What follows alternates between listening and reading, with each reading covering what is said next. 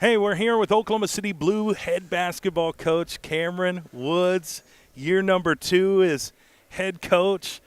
We're certainly excited about the season on our end. How excited are you as a coach and your basketball players about this season? Super excited, in reflection, this is my 8th year in the organization in some way, shape, or form, between playing and coaching. So each year has obviously been different. I've grown up a lot since I've been in the organization, and all the experiences have prepared me for, another season, which is very exciting. Yeah, you have some new players. You also have a few from last year. What's the biggest difference between last year's Oklahoma City Blue team and this year's? I think each team obviously is unique. You're getting different players in different parts of their careers. The biggest difference, obviously, on paper is we're a lot younger. We have a lot more rookies or second-year guys. But, again, I think it's a highly competitive group. We're always going to have high-character guys. This year will be a little bit smaller. We have a little more versatility with our lineups, just playing different guys all over the floor. But, like I said, the biggest thing with this group that I've been impressed with is just they are very hungry. They attack their work with a high level of detail, and they get after each other, which is good. We have a high-functioning environment as a result of that. Among some of the new players that you've got on the team this year, who should we as fans be excited to watch play?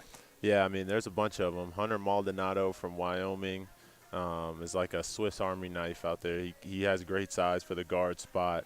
He can handle the ball. He can score inside and out. And he's a great decision maker with the ball. He stands out. Caleb McConnell, 2-time Defensive Player of the Year in the Big Ten. So there's no slouch there. You're guarding good guys every night. And he did it twice back-to-back. So I've been saying all day he has no ego as a player, which is impressive to me for somebody who has the defensive accolades that he has. He's going to be exciting to watch because he's going to be disruptive. And then KJ Williams is another one that's newer. Big fella, LSU, played at Murray, has been productive his whole college career.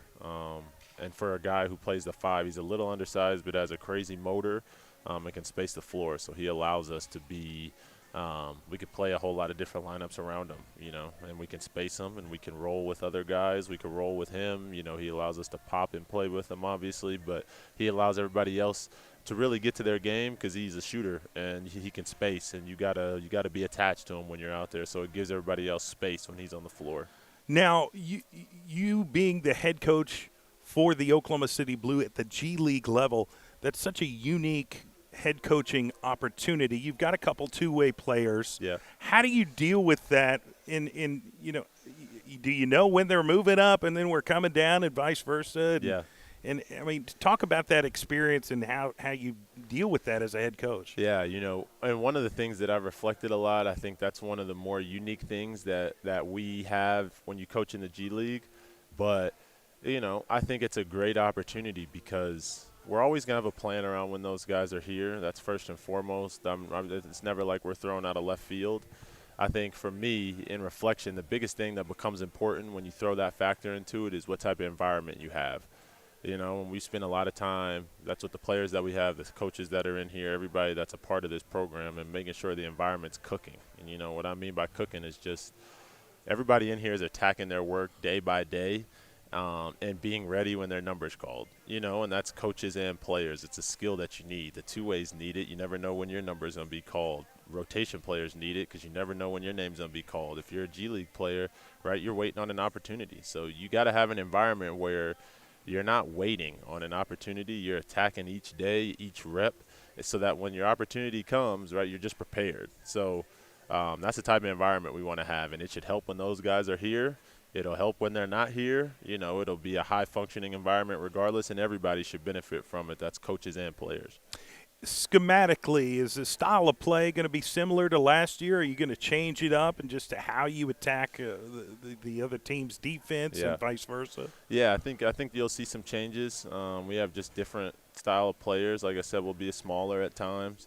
We want to play faster on offense, so getting the ball out of the net, getting the ball up the floor, playing out of our early offense should look a little bit different. But the biggest thing is pace. If we have good pace, Our guys should be able to run up and down the floor all day.